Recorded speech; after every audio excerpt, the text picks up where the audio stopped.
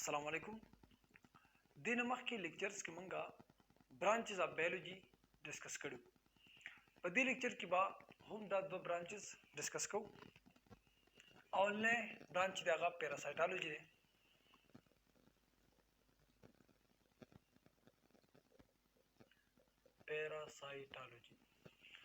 पैरासाइटोलॉजी द डेफिनेशन द कौल नमख के मंगलदा पेजंदल गवाड़ी ची पैरासाइट सतवे लिखी तो पैरासाइट डिफाइन को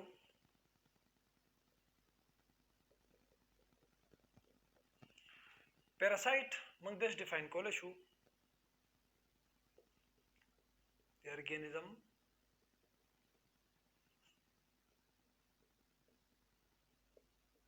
which gets nourishment from its host and causes harm to it.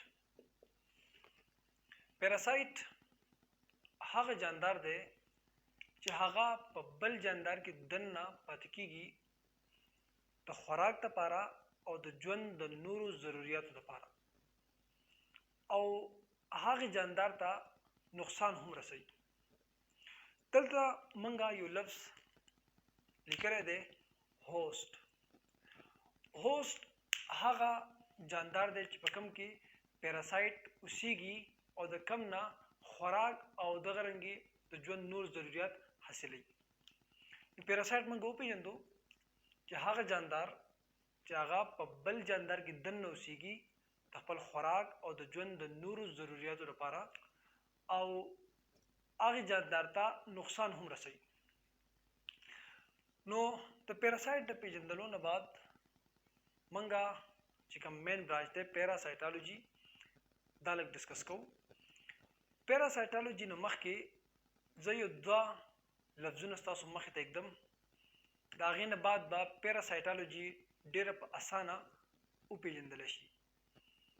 یو لفظ دی زموږ سره بیکټیریالوجي. نو بیکټیریالوجي هغه برانچ دی چې په کوم کې موږ بیکټیریا سټډي کوو. دغه رنګې یو بل برانچ دی د هغه نوم دی وایرالوجي. وایرالوجي هغه برانچ دی چې په کوم کې موږ وایرس سټډي کوو. اوس پیراسایټولوژي ته راځو. نو پیراسایټولوژي اوس موږ داسې په اسانه ډیفاین کولی شو چې هغه برانچ چې په هغې کې موږ پیراسایټ سټډي کوو. نو ډیفینیشن زه داسې لیکلی شم. It deals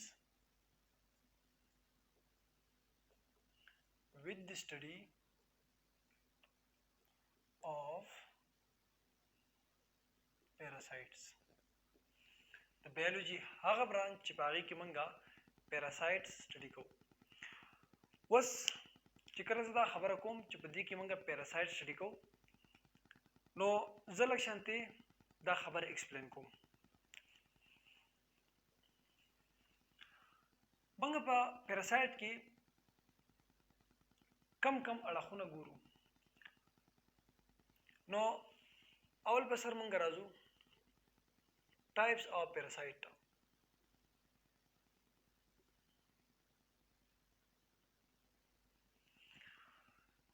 په پیراسایټولوژي کې موږ د پیراسایټس ټایپ سټډي کوو چې پیراسایټس څو قسمونه لري. زه به دلته کې یو دوه قسمه ستاسو مخې ته واړو. اولنی دی اکټو پیراسایټ. ها دویم قسم دی انډو پیراسایټس. اکټو پیراسایټس هغه پیراسایټس دي کوم چې د هوست په باډي له پاسه اوسیږي او انډو پیراسایټس هغه پیراسایټس دي کوم چې د هوست په باډي کې دننه اوسیږي.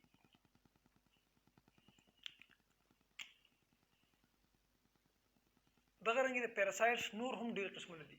اوبلیګیټري پیراسایټس دي وغیره وغیره. ها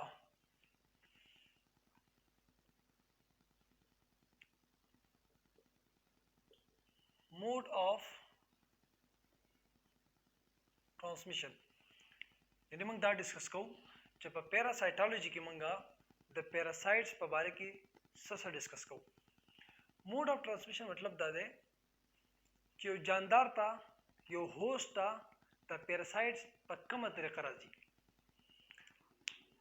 मिसाल पर तौर पर इंसान खबर को नुके जब इंसान यो कस्ते आगा खुराक खुरी द खुराक पर जरिए बनी द पैरासाइट्स बाड़ी तो दन नतलेशी यो वजह जैसा यो वजह मा खुराक वगस्तु तगरंगी का आगा चता उबस की द उबो पर जरिए बनी हम कि दा कम पैरासाइट ते आगा दन नतलेशी दगरंगी पैरासाइट चिकम दे आगा द वेक्टर पर जरिए बनी हम बाड़ी तो दन नतलेशी वेक्टर मतलब दा दे कि दा पैरासाइट चिकम दे दा बल जानदार पर जरिए बनी जिसम तो दन नकीगी मिसाल पर तौर जमंग सरा चिकम मलेरियल पैरासाइट ते आगा पैरासाइट च आगा मलेरिया कास कई मलेरिया बीमारी चिदा आगा दागी वजह जुड़ीगी दगा पैरासाइट द यो माशी पर जरिए बनी जमंग बाड़ी तो दन नजी आगा माशी राशि जमंग बाड़ी वच जी द चिचल नबात द वायरस द कम पैरासाइट चिरे दा बाड़ी द दन नलची आओ अखपल प्रोसेस चिकम देगा स्टार्ट की नो यो मेल वजह दा हुंदा चिदा पैरासाइट चिकम दे दा द वेक्टर पर जरिए बनी हम जिसम ता दन नरजी नो पैरासाइटोलॉजी की मंगा mode of transmission the parasite study को दगरंगे मंगा life cycle the parasite study को लाइफ साइकिल मतलब दादे पैरासाइट चिकम वह होस्ट बाड़ी की दन ना अखली खादगरंगी द होस्ट सर रिलेशनशिप ते चिकम द पैरासिटिज्म वेले की दा बगे डिस्कस को नूर हम डेर एस्पेक्ट्स दी नो मंगा दा शार्ट वे चिमंगा द पैरासाइट पर बारे की दा सुन स्टडी को नो हागा ब्रांच च आगा द पैरासाइट पर बारे की दा स्टडी कई अलते लिखीगी पैरासाइटोलॉजी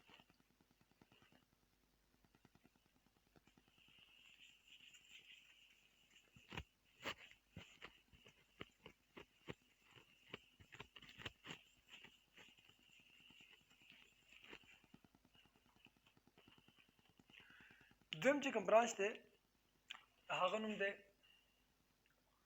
फार्माकोलॉजी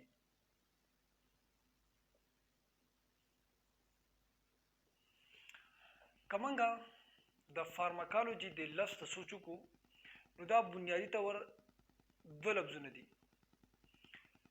यो लफ्ज दे फार्माकॉन फार्माकॉन वेले की ड्रग्स था आउ लोजी वेले की स्टडी था नुमंगा तरी लफ्ज नदिश डिफाइन कोले शू कि it is the study of drugs खुलक्शन थे वेले डिफिनेशन को या लमंडा स्टेप्स चिकम दियागा तोस तखेब कि फार्माकोलॉजी की कम सीजन मंगा डिस्कस को नंबर 1 दादे चिबदी की मंगा ड्रग्स चिदियागा स्टडी को जेम बताई चिबंग बदी की drugs effects on body study को द्रेम बताई body response to drugs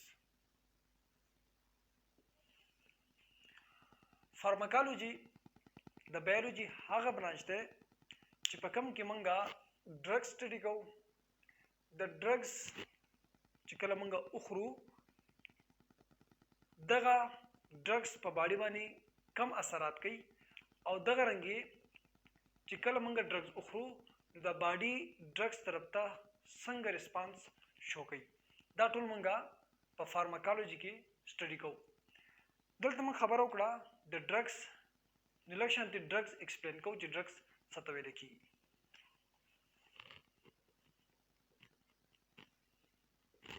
drugs जमंग सरा هغه سیز دی چې هغه په دریو مین کارونو کې استعمالیږي. نمبر 1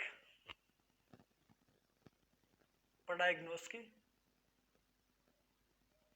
ډایګنوز ویل کېږي یو بیماری معلومول او من دسی چې یو پیشنټ هغه ته ایکس ریز وغیره کوي نو د هغه چې کوم بیماری ده هغه نه معلومیږي.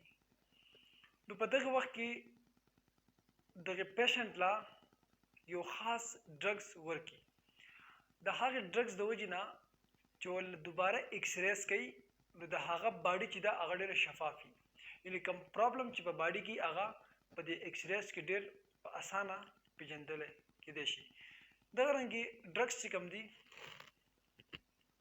هغه په پریوینشن کې هم استعمالیدای شي. پریوینشن مطلب دا دی چې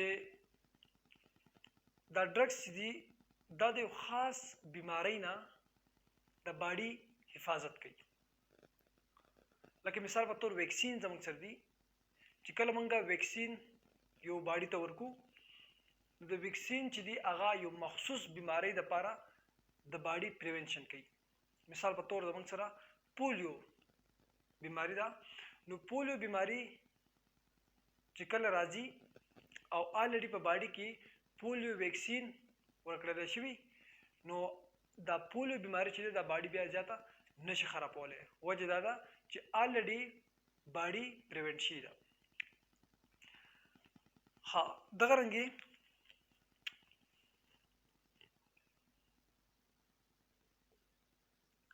ټریټمنټ یعنی ډرګز چې کوم دي هغه د ټریټمنټ دپاره هم استعمالیږي. مطلب دا دی ټریټمنټ مطلب دا دی چې بیماری ده هغه ډایګنوز شوي ده نو هغه بیماری چې کوم ده د هغې علاج دپاره ډرګ استعمالیږي. مثال په طور انټي بایوټکس وغیره په دغې پروسس کې استعمالیږي. نو دا موږ د ډرګز خبره وکړه. ها نو موږ په فارماکالوجي کې د ډرګز په باره کې سټډي کوو. د ډرګز په باره کې موږ داسې سټډي کوو چې ډرګز کمپوزیشن څنګه دی د څه سیز نه دا جوړ شوی دی او ډرګز بیا موږ ډیفاین کړو چې ډرګز هغه سیز دی چې په دې دریو پروسس کې استعمالیږي. دغه رنګې دویم خبره موږ کوو د ډرګز د افیکټ په باره کې. یعنې په فارماکالوجي کې موږ د ډرګز د افیکټس په باره کې خبره کوو. د ډرګز افیکټس ته چې کوم فارماکالوجي برانچ ته په دې کې یو خاص لفظ ویل کېږي. دې ته ویل کېږي فارمیکو ډاینامیکس. ها او چې کله ډرګز وخوړلی شي نو باډي د ډرګز طرف ته یو خاص ریسپانس شو کوي. دې ته په فارماکالوجي چې کوم برانچ دی په دې کې یو خاص لفظ ویل کېږي فارمیکو کاینیټکس. دا موږ خبره وکړه په فارماکالوجي باندې چې د بایولوجي هغه برانچ چې په کوم کې موږ د ډرګز په باره کې سټډي کوو د ډرګز د کمپوزیشن په باره کې سټډي کوو. دغه رنګې چې کله ډرګز وخوړلی شي نو په باډي باندې کم اثرات کوي. دې سره سره چې کله ډرګز وخوړلی شي نو باډي ډرګز ته څنګه ریسپانس شو کوي دا موږ په فارماکالوجي کې سټډي کوو. نو دا دوه برانچز وو دا موږ ډسکس کړو. لاست دو برانچز پاتې دي هغه به انشاءالله پر روان لیکچر کې ډسکس کوو. السلام علیکم.